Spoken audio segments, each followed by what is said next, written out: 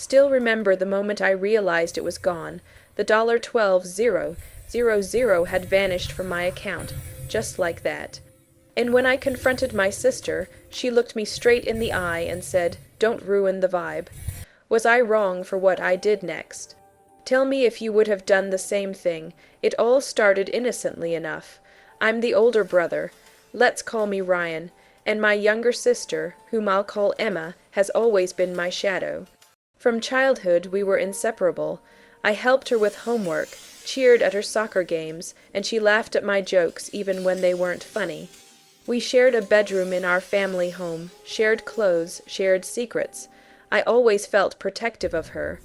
I had a stable job, an apartment of my own, and I'd just scored a bonus.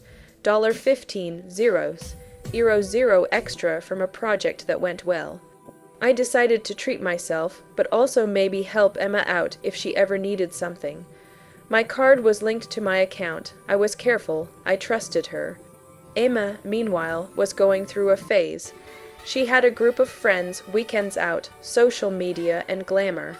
She talked about travel, fashion, in dinner spots. I tried to support that. I said, "Hey, if you ever need something, just ask. I'll help what I can." She nodded, said thanks. I thought everything was normal. Then the day came when I logged into my bank app to check something, and I saw it. A charge of exactly $12 on my card. The card I had given her permission to use for emergencies. The name was a luxury store. My heart sank. I called the bank. They confirmed it. Yes, the transaction was legitimate, the card used, the purchases happened. I grabbed my phone and walked into the living room where Emma was scrolling TikTok, totally oblivious. She looked up when I approached. I said, "Emma, we need to talk about the card." Her face changed. She opened her mouth, and what fell out was the most shocking sentence. "Don't ruin the vibe, Ryan." I paused, wondering if I heard right. She sat there, arms crossed. I said, "What do you mean, don't ruin the vibe? You spent $12,000. She shrugged. "I needed it. I'll pay you back." I felt the ground shift beneath me. I should have been angry, but instead I felt something worse, betrayal. Because she didn't even act guilty, no hesitation, no apology, just a demand to preserve the atmosphere. I spent the next hour trying to calm down while she laid out how her friends pressured her to get designer stuff, and how she didn't want to tell me because you'd lecture me. I realized I had been enabling her by giving permission, and now I was the one paying the price.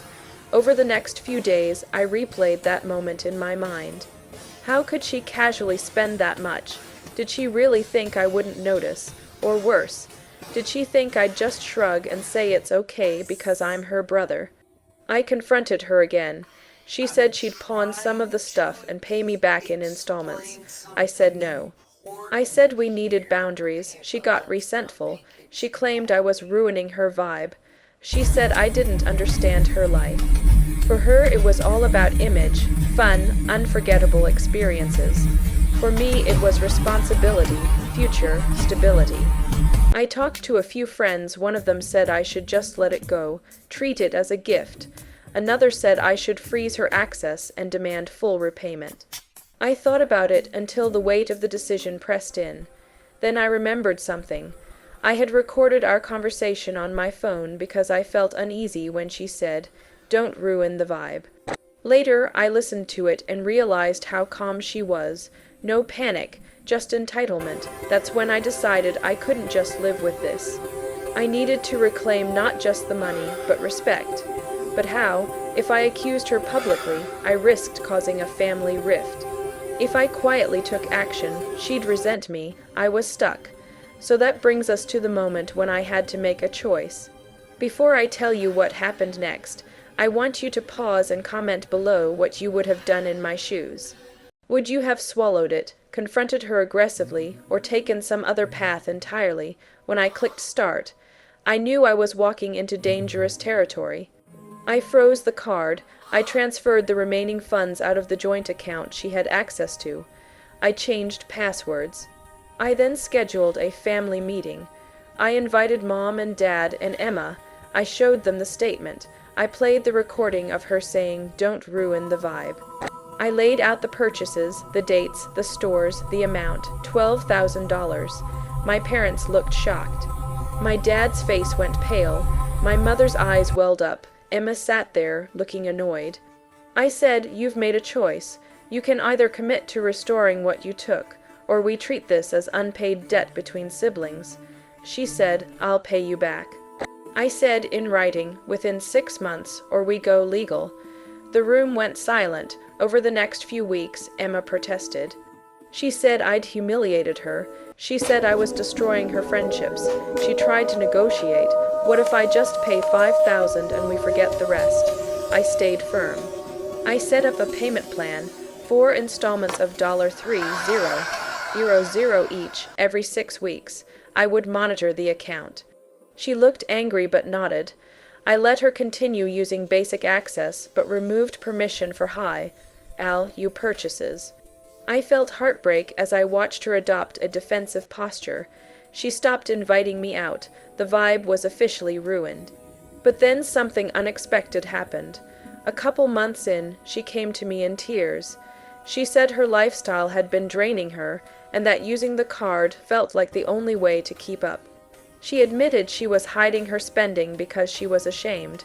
She said the phrase she used, "Don't ruin the vibe," was something she told herself just to stay afloat.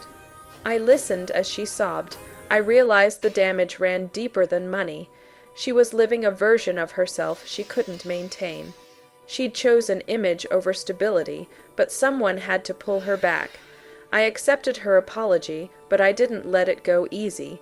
She stuck to the payment plan, and I watched each installment drain into my account. I watched her give up travel weekends, fancy dinners, the shopping sprees. It was painful, but every time she deposited money, I saw a shift in her posture. She straightened up. She looked relieved.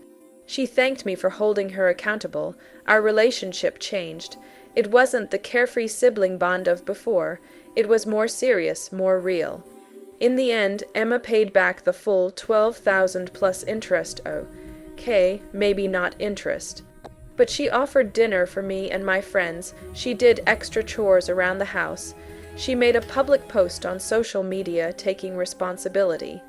The moment she posted that apology was hard to see, but it felt like closure. My parents hugged me. They thanked me for taking a stand. Emma still says I ruined her vibe, but now she also says I saved her from a bigger mistake. The moral: boundaries matter even with people you love. Trust is earned, and treating a sibling like an ATM destroys more than your bank account. Sometimes the kindest thing you can do is say no, even when your heart says yes. And yes, being the big brother means having the tough conversation. If you were on my side, like this video, subscribe for more stories like this, and share your final thoughts on this whole mess in the comments section. How would you have handled the sister who casually spent $12,000 from your card? I'll see you all in the next story.